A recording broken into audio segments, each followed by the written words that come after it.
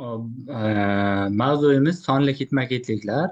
Sonli ketma-ketliklarni tushunib olish uchun birinchi biz umuman sonlar to'plamlari va undan keyin akslantirishlar haqida bilib olishimiz kerak. Shuning uchun birinchi qisqacha sonli sonlar to'plamlari haqida tushuntirib o'taman va undan keyin akslantirish, ya'ni funksiyalar haqida ham tushuntirib beraman. Birinchidan biz judayam bilishimiz muhim bo'lgan sonlar to'plamlari, buni ko'pchilik biladi. Mana natural sonlar to'plami deydi. Bu katta N harfi bilan belgilanadi to'plam sifatida. Natural sonlar to'plami deganda biz sanashda ishlatadigan sonlarni tushunamiz. Ya'ni 1, 2, 3 va hokazo mana shu sonlar. Bilasizlar, bu cheksiz natural sonlar to'plami. Demak, buni yozib ketaman. Natural sonlar. Hammasi to'plam sifatida gapirilyapti. Ya'ni hamma sonlarni oladigan bo'lsak, bu yerdan hammasi natural sonlar to'plamining elementlari, ya'ni katta N haqida gap ketyapti. Ikkinchidan, natural sonlar to'plamidan keyingi to'plam bu Z bilan belgilanadi. Katta Z harfi bilan bu butun sonlar to'plami. Bu butun sonlar to'plami deganda biz natural sonlarni tushunamiz. Mana natural sonlar va hokazo davom etadi, bilamiz. Va undan tashqari 0 va undan tashqari natural sonlarga qarama-qarshi bo'lgan sonlar, ya'ni -1, -2 va hokazo. Mana shu -3 sonlarni tushunamiz va hokazo. Bu yoqda ham, o'ngda ham, chapda ham cheksiz davom etadi bu. Demak, bu sonlar to'plamimiz bizda butun sonlarni berar ekan. E'tibor berishimiz kerak, butun sonlar to'plamida natural sonlar to'laligicha yotibdi. Ya'ni natural sonlar to'plami butun sonlar to'plamining qismi. Va undan keyingisi bizda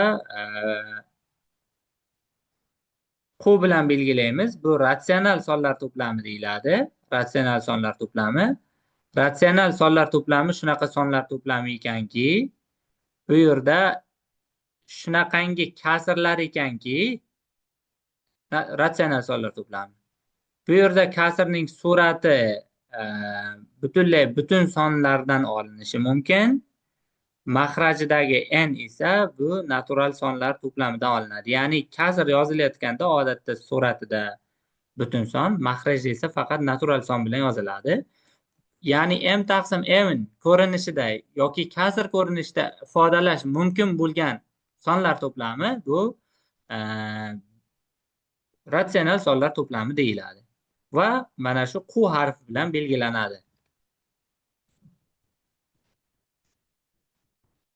Mana ratsional sonlar yozib qo'ydim. Ratsional sonlar. Va undan keyingi to'plamimiz irratsional sonlar to'plami bor. Bu I bilan belgilanadi. Bu irratsional sonlar to'plami ratsional bo'lmagan sonlar to'plamiga irratsional sonlar to'plami deyiladi. Ya'ni bunga bir qancha misollar ham yozib qo'yaman hozir.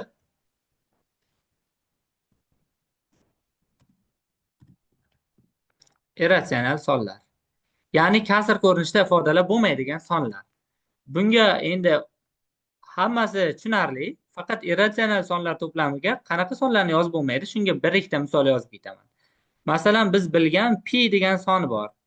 Hamma biladi, taqribiy qiymati 3,14, lekin orqasida yana raqamlari bor. Va mana shu sonni hech qachon kasr ko'rinishida ifodalab bo'lmaydi. Shuning uchun bu ratsional son emas, irratsional son. Ikkinchidan, masalan, ildizda 2 yozsam, 2 dan ildiz chiqmaydi, bilasizlar. 1,40 nechidir bo'lib chiqib ketadi.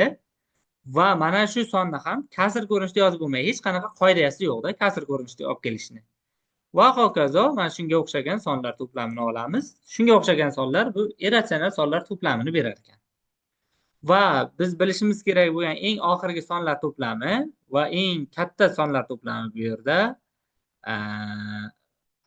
haqiqiy sonlar to'plami bor. Bu katta R bilan belgilanadi. To'plam sifatida gapirilayotganda bu haqiqiy sonlar to'plami ratsional sonlar va irratsional sonlar to'plamining birlashmasiga yoki yig'indisiga desak ham bo'ladi, oddiy tilda aytganda.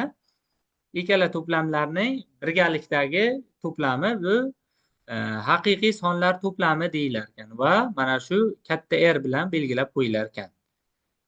Xo'p, biz hozir buni mana pastda yozib ham qo'yaman. Haqiqiy sonlar to'plami deb.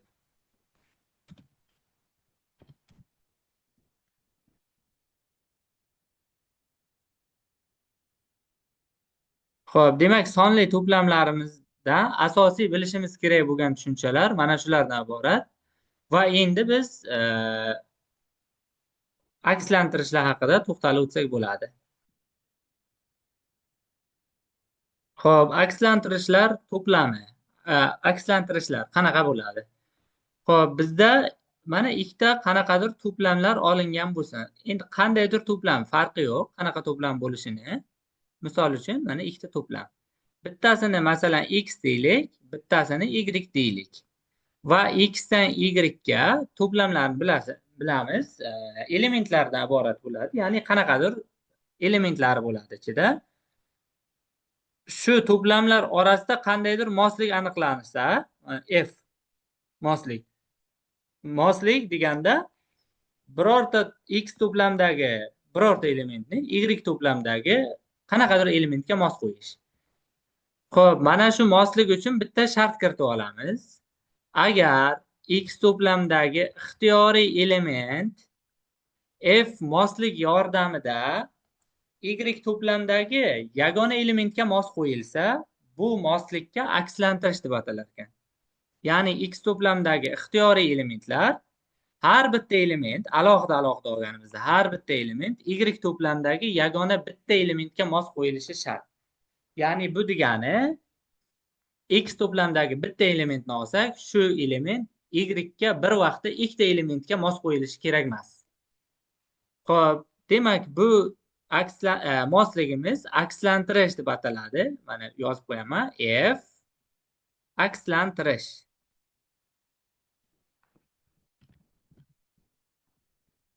Akslantirish bo'lishini anaqasi sharti shu. X dagi ixtiyoriy element y dagi yagona elementga mos qo'yilishi shart. Masalan, bunga misol tushuntirib berishim mumkin. Misol qanaqa bo'ladi? Masalan, aytaylik, mana bitta to'plam sifatida talabalar to'plamini olamiz. Ikkinchi to'plam sifatida masalan talabalarni reyting ballari masalan 1 dan boshlab 100 gacha bo'lgan sonlarni olishimiz yoki umuman 0 dan boshlab olishimiz ham mumkin.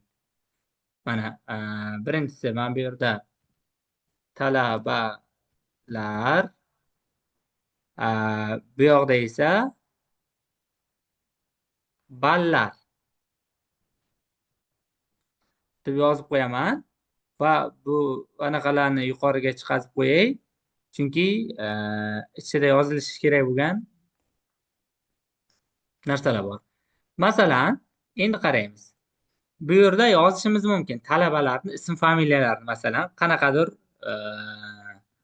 aytaylik, talaba A bittasi, misol uchun-da. Misol uchun, keyingisi masalan B talaba. Aytaylik, yana boshqa talaba C va hokazo. Ism familiyalari bo'laversin bir tomonda, bir to'plam. Ikkinchi to'plamda esa ballar, masalan 0, 1, 2 va hokazo. Masalan 98, 99, 100. Mana bunga ballarda mos qo'yilishini qaraymiz. Mana mos qo'yilish qanaqa? Aytaylik, bitta talaba bir vaqtda ikki xil ball ola olmaydi. Masalan, A talabani oladigan bo'lsak, 98 olsa, ham bir vaqtda 98, ham masalan 96 ola olmaydi. Yoki 96 ni yoki 98 bitta ballni ola oladi. Lekin bu yerda yana bitta ehtiyot bo'lish kerak bo'lgan joyi, ikkita talaba bir vaqtda bitta ballni olsa bo'ladi. Ya'ni birinchi to'plamdagi ikkita element bitta elementga mos qo'yilishi mumkin, lekin bitta element ikkita elementga mos qo'yilmasligi kerak. Va mana shu yerdagi f ham bizda akslantirish bo'la olar ekan. Men buni ham akslantirish deb yozib qo'yaman. Akslantirish. Mana bu yerda ham mana shu akslantirishga eng oddiy misol bo'lishi mumkin.